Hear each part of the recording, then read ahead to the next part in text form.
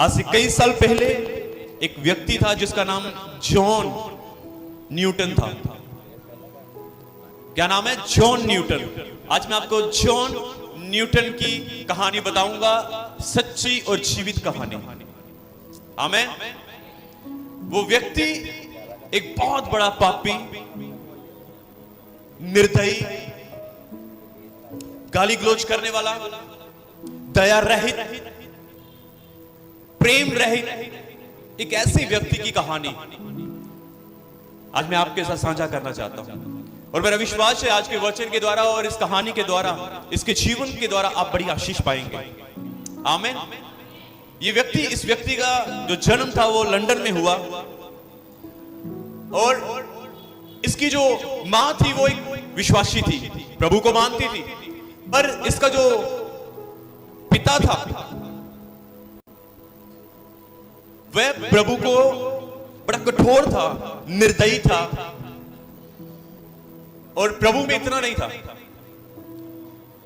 और जॉन की मां हमेशा जॉन को परमेश्वर का वचन सुनाती थी, परमेश्वर का वचन बताती थी, उसके लिए प्रार्थना करती थी और हमेशा जॉन को कहती थी कि जॉन तू एक बहुत बड़ा प्रचारक बनेगा, जॉन तू परमेश्वर की सेवा करेगा, जॉन तू परमेश्वर के राज्य को बढ़ाएगा। वो हमेशा अपने बच्चे के लिए यही प्रार्थना करती थी और यही उसको समझाती थी कि तूने कभी खुदा को छोड़ना नहीं है, खुदा से कभी पीछे नहीं हटना, तूने सेवा करनी है, परमेश्वर से प्रेम करना है, परमेश्वर के समर्पण होकर तूने अपने जीवन को व्यतीत करना है। मां की बड़ी चाहत थी ऐसी। क्या हुआ? और जॉन जब 6 साल का हुआ तो उसकी मां की डेथ हो गई, उसकी मां की मृत्यु हो गई, वो मर गई 6 साल की उम्र में। जब उसकी मां की मृत्यु हो गई तो अब उसकी जो पहले जो उसकी परवरिश थी वो परमेश्वर के वचन के द्वारा, प्रार्थनाओं के द्वारा थी। उसकी मां की मृत्यु के बाद वो अपने पिता के हाथों में आ गया और पिता उसकी परवरिश करते थे अपने पिता के हाथों में, उसके सामने वो बड़ा हुआ। क्या हुआ? उसकी मां की मृत्यु के बाद अब जॉन को वचन बताने वाला, जॉन के लिए प्रार्थना करने वाला, जॉन के साथ मिलकर प्रार्थना करने वाला अब उसके साथ कोई भी नहीं था। क्या हुआ कि जॉन जैसे जैसे बड़ा हुआ, धीरे धीरे वो परमेश्वर से दूर होता चला गया। वो खुदा से अपनी मां की मृत्यु के बाद वो दूर होता चला गया और बुराई में चला गया। धीरे धीरे वो बुराई में चला गया। आपने देखा होगा कि जब हम अपने बच्चों को, जब हम उनको नहीं समझाते, यदि हम नहीं उनको बताते तो धीरे धीरे वो आपसे टूटकर वो बुराई में चले जाते हैं। कुछ इसी तरह जॉन के साथ हुआ। जब उसकी मां की मृत्यु हुई तो वो धीरे धीरे बुराई में चला गया, पाप में चला गया और छोटी उम्र में भी उसने काम करना शुरू कर दिया। वो बुराई में खींचा चला गया और वो जहाजों में उसने काम करना शुरू किया। जहाज में, जो समुद्री जहाज होते हैं ना, उसमें उसने काम करना शुरू किया। ध्यान से सुनना, ये गवाही बड़ी अद्भुत है। एक ऐसा सफर उसके जीवन में शुरू हुआ जो उसको पाप की गहराई में ले गया, गाली गलौज की गहराई में ले गया। अब वो पहला जॉन नहीं रहा जो उसकी मां उसको सिखाती थी। धीरे धीरे वो अपनी मां की सारी बातों को भूलता चला गया, जो उसकी मां उसके लिए प्रार्थनाएं करती थी, जो उसकी मां उसके लिए उसके जीवन में वचन बोलती थी। वो धीरे धीरे बुराई में, पाप में, निंदाओं में, गाली गलौज में और ऐसे गलत और गंदे जीवन में वो चला गया। अब उसको समझाने वाला, बताने वाला कोई भी नहीं था, क्योंकि मां को उसके लिए फिक्र था, पर अब उसकी परवाह करने वाला कोई भी नहीं था। तो वो लोगों के साथ झगड़ा करता था, शराब पीता था, मारपीट करता था, बड़ा कुछ, बहुत कुछ ऐसा। और उसको एक ऐसे जहाज के ऊपर नौकरी मिली, ऐसे स्वामी का वो दास बन गया। उस जहाज के अंदर लोगों को गुलामी में पकड़ा जाता था, गुलामी में रखा जाता था और उनको आगे बेच दिया करता था। उसकी गवाही में ऐसा लिखा है कि वह अफ्रीका से और कई ऐसे देशों से लोगों को अपने जहाज के अंदर गुलाम बनाता था, उनको जंजीरों से बांध देता था। और अमेरिका और कई अन्य देशों में वैसे काले अफ्रीकी लोगों को बेचते थे। अब उसका ये धंधा बन चुका था, वो ये एक धंधा करता था, लोगों को बेचने का, दारू का, पीने का, बेचने का, हर एक प्रकार का वो काम अब वो कर रहा था।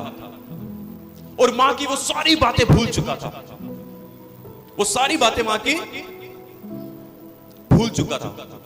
पर एक बात जरूर है, भले ही वो अपनी मां की सारी बातें भूल चुका था, पर परमेश्वर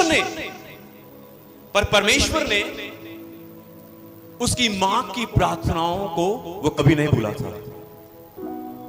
दोनों में अंतर है। भले ही वो बच्चा जॉन जैसे जैसे वो बुराई में गया और बड़ा होता चला गया, वो अपनी मां की दुआओं को और मां की प्रार्थनाओं को और जो वचन उसके जीवन में बोलती थी, जो कहती थी कि तू सेवक बनेगा, वो भूल गया था। पर जो मां प्रार्थनाएं कर रही थी परमेश्वर से, पर परमेश्वर उन प्रार्थनाओं को नहीं भूला था। आमीन। ये दोनों में बड़ा अंतर है। हालेलुया। इसलिए वचन कहता है कि मनुष्य की गति और उसकी सोच और विचार में और परमेश्वर की गति और सोच और विचार में, यशायाह नबी कहता है, जमीन और आसमान का फर्क है। परमेश्वर परमेश्वर है और मानव मानव है। हालेलुया। पर परमेश्वर उस मां की, भले ही मां की मृत्यु हो गई, भले ही मां अपने बच्चे को छोड़ के चली गई, मृत्यु होगी, पर परमेश्वर ने उसकी मां की दुआओं को, उन प्रार्थनाओं को और उस बिताए हुए समय को, बीते हुए समय को, पर वो परमेश्वर नहीं भूला था। आमीन। हालेलुया। इसीलिए तो कहते हैं कि परमेश्वर में की हुई मेहनत कभी व्यर्थ नहीं होती। आज नहीं तो कल फल जरूर मिलता है। हालेलुया। आपको मालूम, मेरा परमेश्वर वचन ये भी कहता है कि परमेश्वर ने अपने जीवन की पुस्तक के अंदर सब कुछ लिखा हुआ है। आपने पढ़ा है? वचन कहता है, बाइबल कहती है कि परमेश्वर ने जीवन की पुस्तक के अंदर सब कुछ लिखा हुआ है। तो उस मां की दुआ, उस मां की प्रार्थनाएं, उस मां का दर्द, उस मां का प्रेम, वो सब परमेश्वर ने पुस्तक में लिखा हुआ है। हालेलुया। तो सबसे पहले मैं आपको यह कहना चाहता हूं कि कभी भी अपने जीवन में हिम्मत ना हारे। पर मेरा टॉपिक ये नहीं है, मैं जस्ट आपको बताने के लिए कि कभी हार ना माने। यदि आज आप दुआओं में अपना समय बिता रहे हो, यदि आज आप अपना समय परमेश्वर के साथ बिता रहे हो, अपना समय खुदा में बीज रहे हो, मेरे प्रियजनों, एक बात याद रखना, जब किसान भी अपना बीज डालता है, 6 महीने के बाद, साल के बाद उसको फसल काटने को मिलती है। हालेलुया। हालेलुया। मेरी बात को याद रखना, यदि बीज जमीन में डाला हुआ, अगर जमीन वो फल दे रही है, तो मेरा परमेश्वर जो जमीन का बनाने वाला है वो कितना महान है। आमीन। मेरा और आपका परमेश्वर जो इस पृथ्वी को बनाने वाला, इस मानव जाति को बनाने वाला, वो कितना महान है। आमीन। अगर इस जमीन को पता है कि मेरे अंदर बीज डाला गया है, तो ये जमीन को पता है कि मैंने फल देना है, तो क्या आपको लगता है कि आपकी की हुई दुआएं परमेश्वर भूल जाएगा? है? आपका बिताया हुआ समय क्या परमेश्वर भूल जाएगा? कभी नहीं। वो यहां तक कहता है कि मैंने आपकी शक्ल, आपका चेहरा मैंने अपने हाथों में खोदा हुआ है। वाह, आमीन। वो कितना महान परमेश्वर है। आपको मालूम है कि परमेश्वर ने आपका चेहरा अपने हाथों में खोदा हुआ है? ये सत्य है। वचन कहता है कि परमेश्वर ने आपको अपने हाथों में खोदा होगा। जैसे आपके हाथों में लकीरें हैं ना, ये मिट नहीं सकती, है ना, नहीं ना मिट सकती। आपके अपने अपने हाथ देख सकते हो, आपके हाथ की लकीरें ये मिट नहीं सकती। उसी प्रकार से यहोवा के हाथों में लिखी हुई बनाई हुई आपकी शक्ल वो कभी मिट नहीं सकती, वो हमेशा आपको स्मरण रखता है। चले हालेलुया। पर मैं क्या कहना चाहता हूं, मैं आगे बढ़ूंगा परमेश्वर के वचन में। वो व्यक्ति निर्दयी जॉन, निर्दयी, दया ना करने वाला, वह गुलामों के ऊपर बड़ी सख्ताई के साथ उनके साथ पेश आता था। पहले तो उसको गुलामी में रखता था और गुलाम बनाकर उनके साथ मारपीट भी करता था। उसका एक ये धंधा था, शराब पीना, और अपने साथियों के साथ भी वो मारपीट करता था। और उसके साथियों, वो इतना बिगड़ चुका था छोटी उम्र के अंदर ही, इतना वो खराब हो चुका था कि उसके साथी भी उसके ऊपर विश्वास नहीं करते थे। हालेलुया। मान लो यदि मैं अपने किसी भाई के ऊपर विश्वास ना करूं तो आप इस बात को समझो कि मैं उसके प्रति मैं क्या समझता हूं कि वो विश्वासी योग्य है ही नहीं। मतलब वो कितना खतरनाक है, इसका अर्थ यह है कि वो कभी भी मुझे धोखा दे सकता है। और वो व्यक्ति ऐसा ही था, जॉन, धोखा देने वाला। हालेलुया। उसका जीवन ऐसा चलता रहा। कई बार उसकी लोगों के साथ लड़ाई हुई, कई बार वो मरते मरते बचा। पर एक दिन क्या हुआ, एक दिन वो सोने से भरा हुआ जहाज और गुलाम लोगों से भरा हुआ वो जहाज वह जा रहा था। जब वो समुद्र में जा रहा था, समुद्र पहले शांत था। जब वो चले आगे, जैसे वो बढ़ता गया बढ़ता गया बढ़ता गया, जैसे ही वो आगे बढ़ता गया, एकदम से आसमान में काले बादल आ गए, तूफान उठने लगा, समुद्र का संतुलन बिगड़ गया। समुद्र की लहरें उठ रही हैं अब, बड़ी भयानक, बड़ी खतरनाक, और वह जॉन के जहाज को तोड़ रही है धीरे धीरे, कभी इधर से कभी उधर से। और जॉन का जहाज धीरे धीरे कहीं ना कहीं से टूट रहा है। एक लहर ऐसी आई कि वो पानी उसको समुद्र में लेकर गया, वो समुद्र में गिर गया, पर किसी ना किसी तरीके से समुद्र से बच गया। पानी पूरा यहां तक था, समुद्र के बीच में गिरा, उसकी वो सांस नहीं ले पा रहा था, पर वो किसी ना किसी तरीके से यत्न करके वो बच गया। समुद्र के से निकलकर वो जहाज के ऊपर आया और जहाज पूरी तरह डैमेज हो रहा है पानी के साथ। आपको मालूम, वो व्यक्ति जॉन जो अपनी मां की सारी प्रार्थनाओं को, दुआओं को, वचन को भूल चुका था, और एक समय ऐसा आ गया उसके जीवन में भी वो परमेश्वर की भी निंदा करता था, परमेश्वर से बगावत करता था।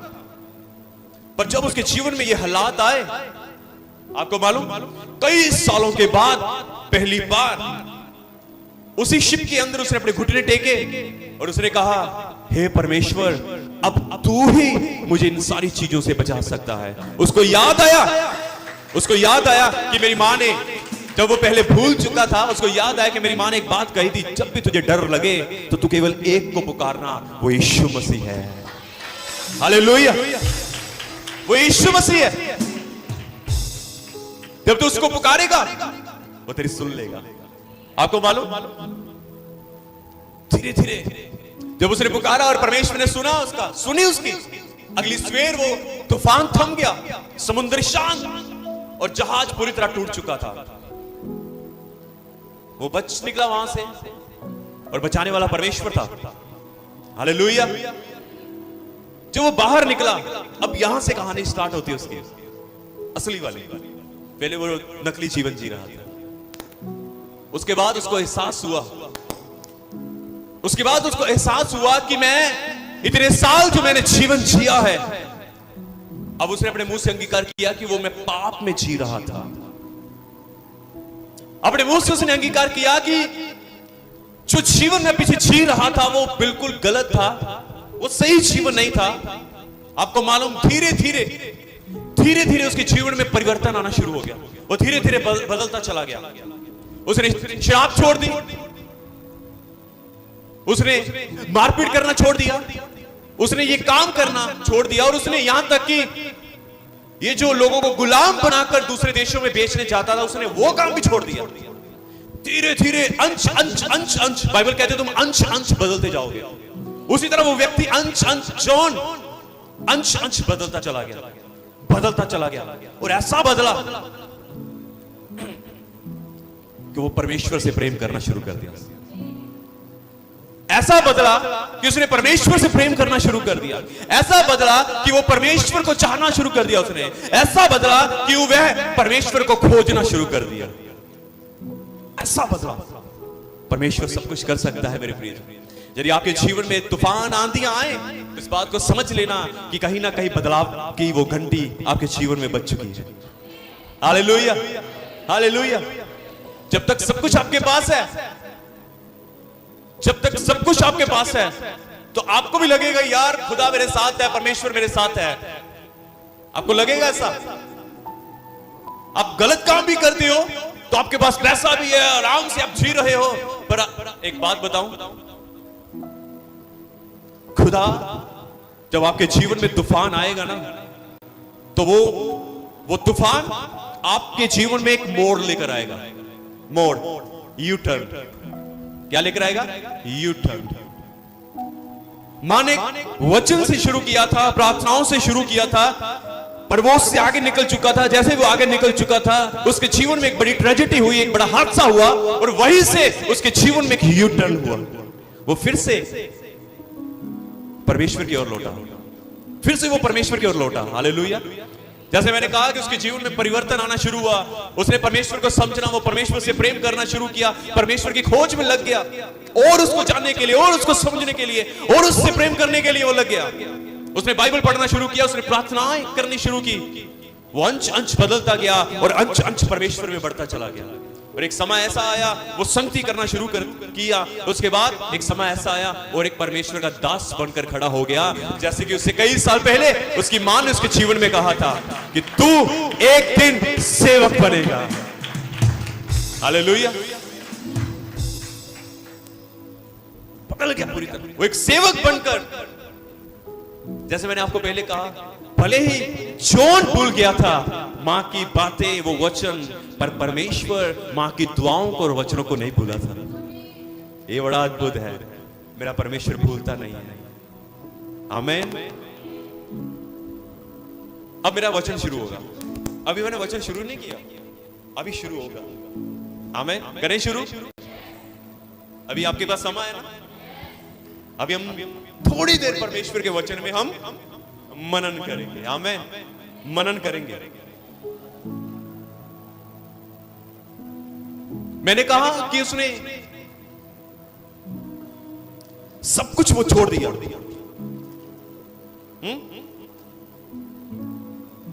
उसका जीवन धीरे धीरे बदल गया। वो बातें जो वो पहले करता था, वो काम जो पहले करता था, उसने छोड़ दिया। वो बदल गया पूरी तरह, पास्टर बन गया। अब लोग उसको कैसे देखते हैं? अब वो लोग देख रहे हैं, यार ये वही जॉन नहीं है जो दारू पीता था? क्या ये वही जॉन नहीं था जो लोगों के साथ लड़ाई झगड़ा करता था? क्या ये वही जॉन नहीं है जो लोगों को गुलाम बनाकर अन्य देशों में बेचने के लिए जाता था? आज ये एक सेवक बनकर खड़ा है। वाह! आज ये परमेश्वर का काम कर रहा है और हमें ये सीख दे रहा है। ये तो गुस्से वाला था और आज हम इसके जीवन में एक प्रेम देख रहे हैं। ये जो लोगों को रुलाता था, आज हम इसके जीवन में आज उसको देखा जा रहा था। पहले वो लोगों को रुलाता था, पर आज वो खुद रोता है लोगों के जीवन के लिए। ये बदल जाए, ये बच जाए, ये छुटकारा पाए, ये उद्धार पाए।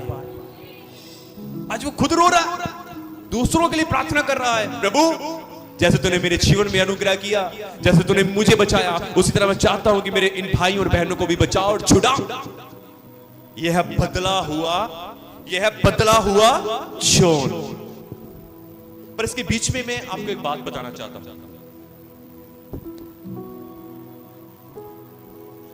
जैसे मैंने आपको कहा कि जो आज मेरा टॉपिक था, सच्चा समर्पण जीवन क्या होता है। सच्चा समर्पण जीवन क्या होता है ना। सच्चा समर्पण जीवन में एक गहरा भाव है जिसमें व्यक्ति अपने मन, बुद्धि और आत्मा को किसी उद्देश्य या व्यक्ति के लिए समर्पण करता है। यह समर्पण पूर्णता का प्रतीक है जो किसी के जीवन को दिशा देता है। समझ आया? नहीं आया? कोई बात नहीं, मैं हूं आपके लिए। आमीन। सच्चा समर्पण जीवन क्या होता है? मतलब वो व्यक्ति मन, बुद्धि और आत्मा से, मन, बुद्धि और आत्मा से समर्पण होकर जीना शुरू कर देता है। समर्पण होकर, एक सच्चा समर्पण, वो समर्पण होकर जीना शुरू कर देता है।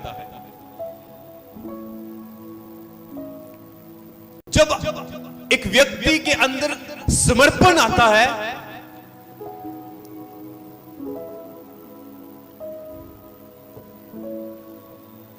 समर्पण आने से हमारे जीवन में एक नई दिशा बनती है। जैसे कि मैं आपको अभी उस व्यक्ति के जॉन के जीवन से बता रहा था। जब उसके साथ हादसा हुआ तो उसने एक समर्पण किया। समर्पण किया, उसको पता चल चुका था कि अब मुझे कोई बचा नहीं सकता। उसने अपने घुटने टेके और घुटने टेकर कहा कि परमेश्वर अब तू ही मुझे बचा सकता है। जब उसने घुटने टेके तो उसने कहा कि परमेश्वर अब तू ही मुझे बचा सकता है। यहीं पर उसका समर्पण शुरू हो चुका था, यहीं से। और उसके बाद वो अंश अंश करके वो परमेश्वर को अपना जीवन समर्पित करता गया। उसने दारू छोड़ दी, उसने नशा छोड़ दिया, उसने पाप छोड़ दिया, उसने बुराई छोड़ दी, लड़ाई झगड़ा छोड़ दिया। मतलब वो अपने आप को, परमेश्वर को, अपना जीवन वो परमेश्वर को धीरे धीरे करके समर्पण करना उसने शुरू कर दिया। अब वो अपनी इच्छा या अपने तरीके से नहीं जी रहा था, अब वो एक समर्पण जीवन जी रहा था। जॉन, जिसकी मैंने आपको गवाही बताई। जब सच्चा समर्पण, सच्चा पश्चाताप आता है, वो आपको एक दिशा देगा। आमीन। वो समर्पण आपके जीवन में एक बड़ी गवाही उत्पन्न करेगा। आमीन। आप समझे मेरी बात को? सच्चा समर्पण आपके जीवन में एक बहुत बड़ी गवाही को खड़ा करेगा। जैसे जॉन ने, जब लोगों ने देखा क्या ये वही नहीं जो लोगों को मारता, पीटता, दारू पीता, लोगों को गुलाम बनाकर बेचता था। अब वो कहते हैं ये तो पहले वो कहते हैं निर्दयी था, अब वो देख रहे हैं एक प्रेम करने वाला और दया करने वाला जॉन। आमीन, हालेलुया। एक प्रेम करने वाला और एक दया करने वाला जॉन।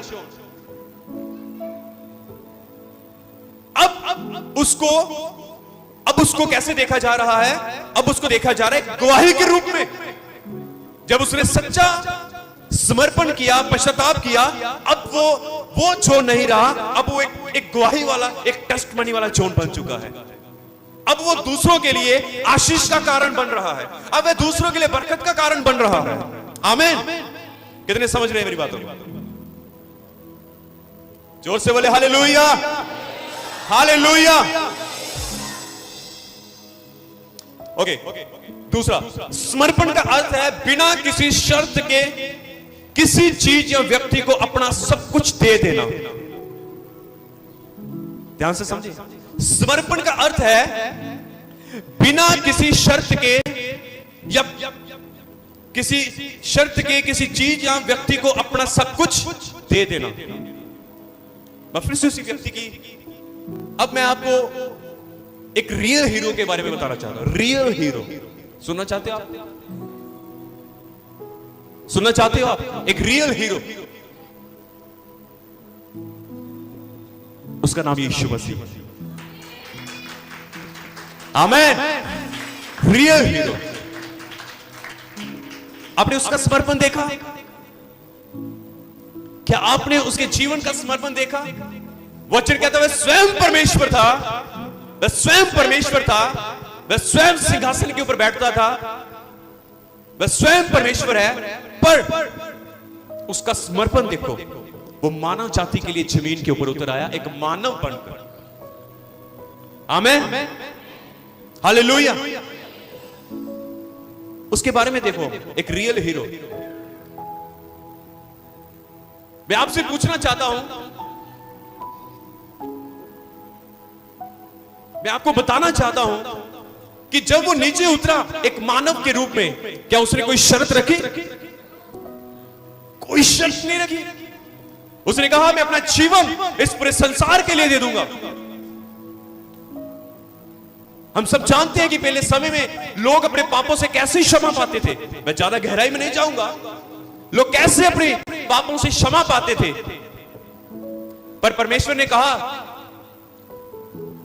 कैसे, अब केवल एक बलिदान होगा। वो स्वयं, परमेश्वर ने कहा मैं पुत्र के रूप में नीचे आऊंगा और स्वयं अपना ही बलिदान करूंगा, केवल एक बार, बिना शर्त के। कोई शर्त नहीं होगी। कोई शर्त रखी उसने आपसे? फ्री विल दी है। आज भी कुछ लोग उसको ग्रहण करते हैं, कुछ लोग नहीं करते। आज भी उसने कहा जो कोई मेरे ऊपर विश्वास करेगा वह अनंत जीवन पाएगा। जो कोई मेरा इनकार करेगा, मैं किसी को दंड देने के लिए नहीं आया, पर जो मेरा इनकार करेगा वह दंड का भागी हो चुका है।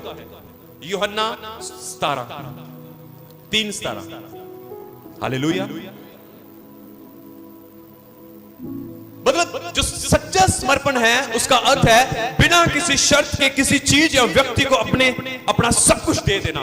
यीशु मसीह ने मेरे और आपके लिए, इस पूरी मानव जाति के लिए, इस पूरी पृथ्वी के लिए, खुदावंद यीशु मसीह ने अपने आप का त्याग कर दिया। त्याग करना, अपना जीवन दे दिया हम सबके लिए। यह है सच्चा समर्पण। हालेलुया। मेरे प्रियजनों, समर्पण एक त्याग मांगता है। यदि आप कहो ना मैं समर्पण हूं, मैं समर्पण हूं, तो समर्पण त्याग को दर्शाता है। त्याग क्या है? जैसे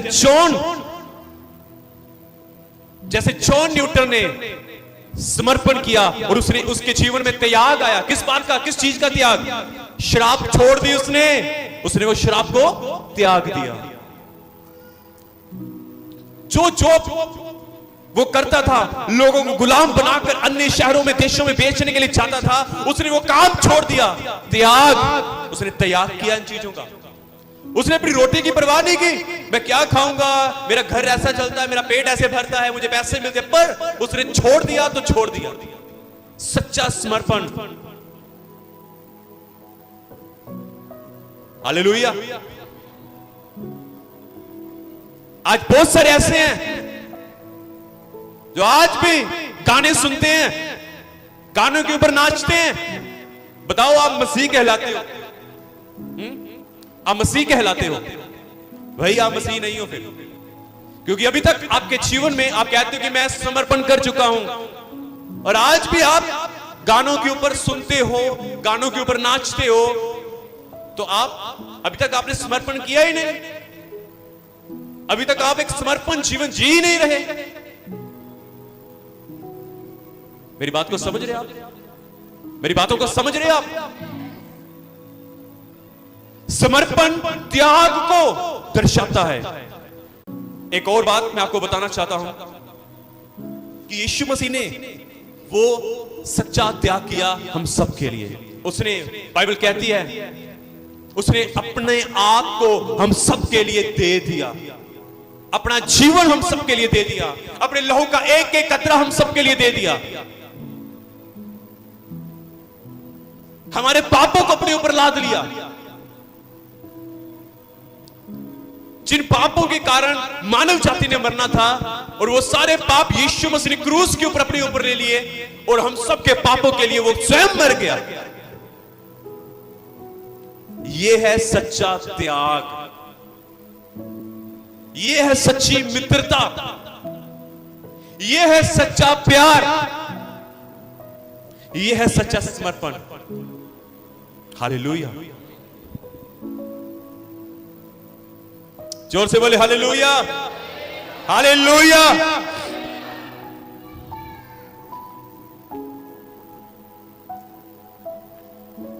सच्चा समर्पण आत्म त्याग की भावना से जुड़ा होता है। ध्यान से समझना, जहां व्यक्ति अपने स्वार्थ को त्याग कर दूसरों के लिए काम करता है, अपने स्वार्थ को त्याग कर दूसरों के लिए काम करता है। एक और समर्पण का एक और अर्थ मैंने आज मुझे मिला। समर्पण का अर्थ इब्रानी भाषा में पता क्या लिखा है? अलग रहना।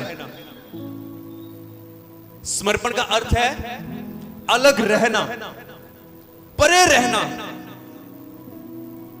खुद पर काबू रखना, खुद पर काबू रखना, परे रहना और अलग रहना। किन बातों से भाई? परमेश्वर से अलग रहना है? जीवित परमेश्वर से अलग रहना है? सच में बाइबल से अलग रहना, प्रार्थना से अलग रहना। अलग रहना किससे? उन कामों से जो परमेश्वर को पसंद नहीं है, उन कामों से अलग रहना। यदि आपके जीवन में यदि हम बुराई करते हैं तो मेरे प्रियजनों, ये समर्पण नहीं है। समर्पण का अर्थ है बुराई से अलग रहना। बाइबल कहती है मसीह और बलिहाल का एक दूसरे से क्या नाता? समझे इस बात को? परमेश्वर का और शैतान का एक दूसरे के साथ क्या संबंध? इसी तरह मसीह व्यक्ति का जो मसीह में अपना जीवन जी रहा है और बुराई का, इन दोनों का आपस में क्या नाता, क्या रिश्तेदारी आपकी भाई?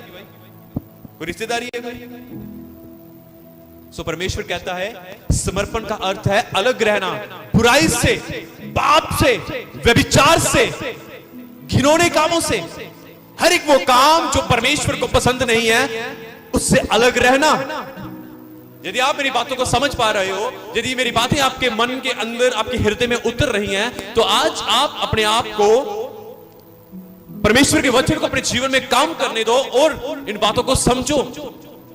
इन बातों को अपने आप से बात करो। क्या मेरा जीवन, ये जो वचन बताया जा रहा है, क्या मेरा जीवन वैसा है या नहीं?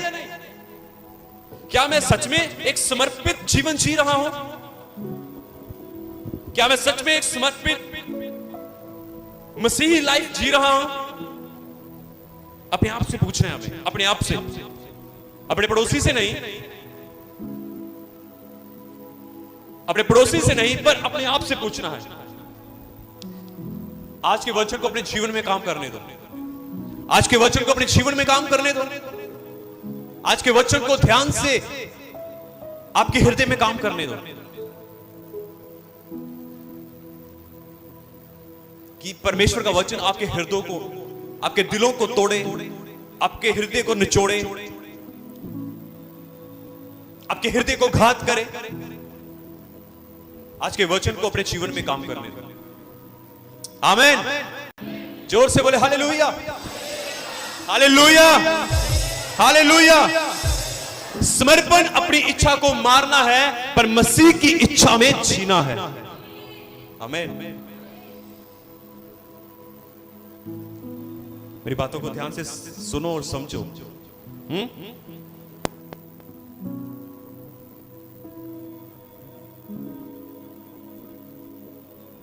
Praise Hallelujah.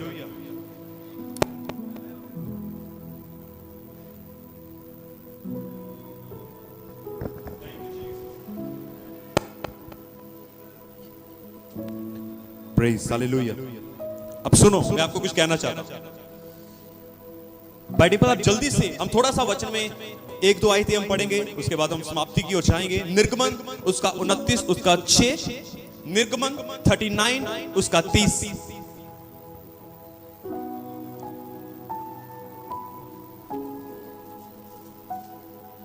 जल्दी से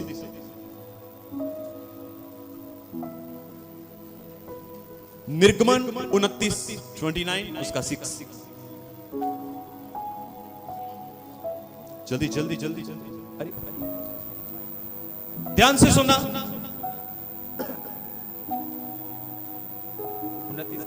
6 और 7 को भी पढ़ देना साथ में। और उसके सिर पर पगड़ी को रखना और पगड़ी पर पवित्र मुकुट को रखना। हाँ। तब अभिषेक का तेल ले उसके सिर पर डालकर उसका अभिषेक करना। बस 2 आयतें पढ़ा, 6 और 7 को। Done, okay. उसके बाद आप 39 का 30 पढ़ें। छात्र इसके बीच में हाथ जरूर रख लेना आप। हाँ 30। फिर उन्होंने पवित्र मुकुट की पटरी चोखे सोने की बनाई, और जैसे छापे में वैसे ही उसमें ये अक्षर खोदे गए, अर्थात यहोवा के लिए पवित्र। Okay done. चलिए हम सब आगे देखेंगे। समझ आया आपको? नहीं आया मुझे पता है, ऐसे ही आप कहते रहते हो आया मुझे पता नहीं आया। ओके चलिए, ये निर्गमन 29 का 6-7 और निर्गमन 39 का 30। जब इन आयतों को हम पढ़ते हैं तो मैं आपको और भी गहराई से बताना चाहता हूं कि जैसे मैंने आपको बोला कि समर्पण का अर्थ है अलग रहना, परे रहना, है ना, और खुद के ऊपर काबू करना। ओके ध्यान से सुने। पुराने नियम के अंदर इजराइल में एक महायाजक हारून को महायाजक बनाया गया। ये उसी के विषय में लिखा गया जो वाक्य मैंने आपको पढ़ाई है ना, उसी के विषय में लिखा गया कि हारून को महायाजक बनाया गया और उसके सिर पर पगड़ी बांधी गई, और वो पगड़ी पवित्र मुकुट वो रखा गया, और लिखा इस मुकुट की पटरी थी वो चोखे सोने की थी, और उसमें ये इब्रानी अक्षर खोदे गए थे, यहोवा के लिए पवित्र, यहोवा के लिए। अब ध्यान से सुनो, पुराने समय में, सब ध्यान से सुनना, समर्पण का और गहरा अर्थ। पुराने समय में हारून को महायाजक का ओहदा दिया गया। परमेश्वर ने हारून को अलग किया, हारून को बुलाया और मूसा से कहा कि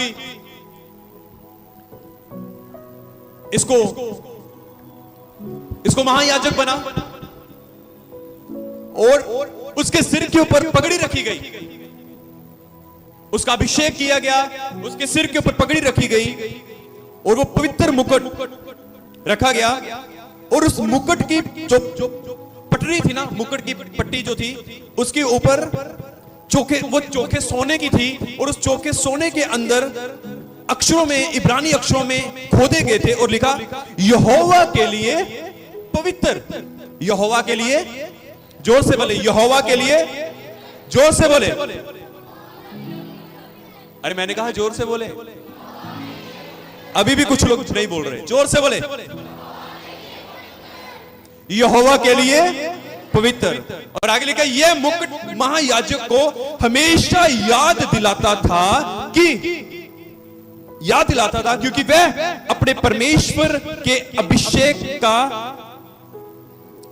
तेल रूपी मुकुट धारण किए हुए है, और उसे ऐसा किसी भी काम से परे रहना था, उसको ऐसे किसी भी काम से परे रहना था जिससे पवित्र स्थान अपवित्र हो सके। मतलब उसके सिर में जो पगड़ी बांधी गई थी, वह उसकी जो पट्टी थी वो चोखे सोने की थी, और उस चोखे सोने के अंदर अक्षरों में, इब्रानी अक्षरों में लिखा था, क्या लिखा था? यहोवा के लिए पवित्र। और उसके सिर में पगड़ी बांधकर यहोवा के लिए वो जो पवित्र लिखा गया था उसको अलग किया गया था। मतलब कि अब वो जो हारून था वो यहोवा के लिए समर्पित था। आगे लिखा है उसको ऐसा हर एक काम मना था जिसके कारण वो पवित्र स्थान कहीं अपवित्र ना हो जाए। अब समझो इस बात को। अब मैं आपके ऊपर आता हूं। जिस तरह पुराने नियम में परमेश्वर ने हारून को अलग कर दिया कि ये यहोवा के लिए क्या है?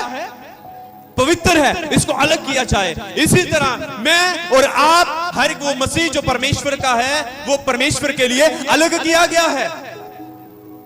अब आप परमेश्वर की पवित्र प्रजा हो।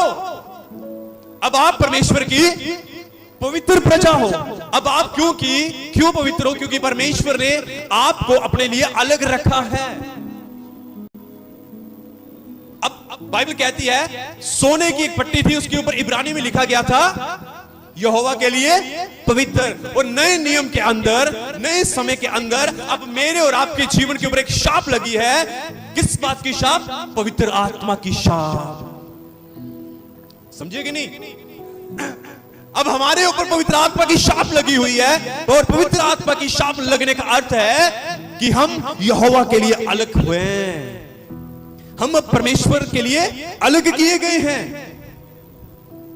और पवित्र आत्मा वही पाता है जो समर्पण और यहोवा के लिए अलग किया गया है। अब संसार में देखोगे उनके पास पवित्र आत्मा नहीं है, मेरे पास और आपके पास है कि नहीं? हालेलुया, जोर से बोले हालेलुया, जोर से बोले हालेलुया, बोले यीशु मसीह के नाम की। इसलिए पतरस भी अपनी पत्री में लिखता है कि जैसे परमेश्वर पवित्र है उसी तरह तुम भी पवित्र बनो। जिस तरह परमेश्वर सिद्ध है उसी तरह तुम भी सिद्ध बनो।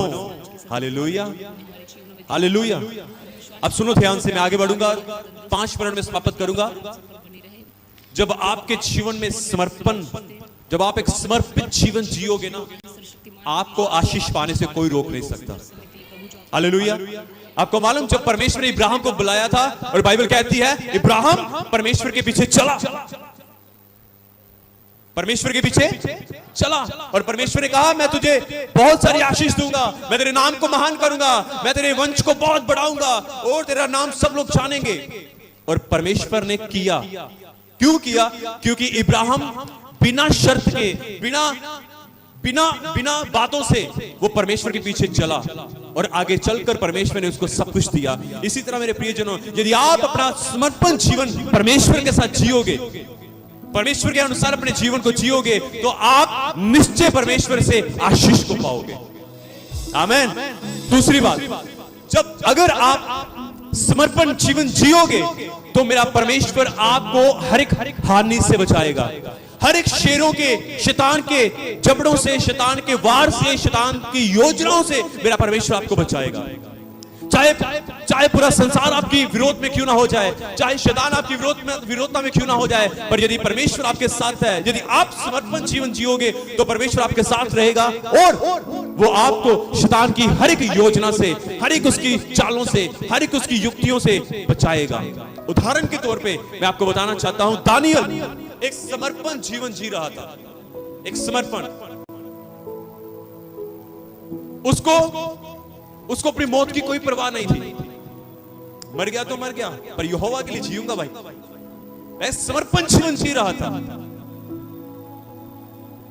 लोगों ने उसकी चुगली खाई। हम सब जानते हैं कि क्या हुआ जब उसको शेरों की मादा में, शेरों के बीच में फेंक दिया गया। उसका कारण क्या था? क्योंकि राजा ने कहा था मेरी उपासना करो, पर वो जो दानियल, जो एक समर्पण व्यक्ति था, वो उसने राजा की नहीं, पर उसने अपने जीवित परमेश्वर की, अपने सृजनहार की आराधना की, उससे प्रार्थना करता रहा। हालेलुया। जब वो उसकी परमेश्वर की आराधना कर रहा था तो लोगों ने चुगली खाई, और उस चुगली के कारण दानियल को पकड़ के शेरों की मादा में फेंक दिया गया, शेरों के बीच में फेंक दिया गया। बाइबल कहती है वह पूरी रात शेरों के बीच में रहा, पर शेरों ने उसकी कोई हानि नहीं की, कोई हानि नहीं की, क्योंकि वो एक समर्पण जीवन जी रहा था। जब वो समर्पण जीवन जी रहा था तो उस रात उस शेरों के बीच में दानियल था, शेर थे, दानियल था, और दानियल के साथ परमेश्वर भी वहीं पर था। आमीन, हालेलुया, हालेलुया। तो इसलिए मैंने कहा कि यदि आप एक समर्पण जीवन जियोगे तो मेरा परमेश्वर आपको हर एक हानि से बचाएगा, हर एक नुकसान से बचाएगा, हर एक समस्या से बचाएगा, हर एक बीमारी से बचाएगा, हर एक क्लेश से बचाएगा, हर एक प्रॉब्लम से मेरा परमेश्वर आपको बचाएगा, और आपके साथ खड़ा रहेगा, और आपको कहेगा ना डर ना घबरा, क्योंकि मैं तेरे साथ हूं। जोर से बोले आमीन, हालेलुया, जोर से बोले हालेलुया।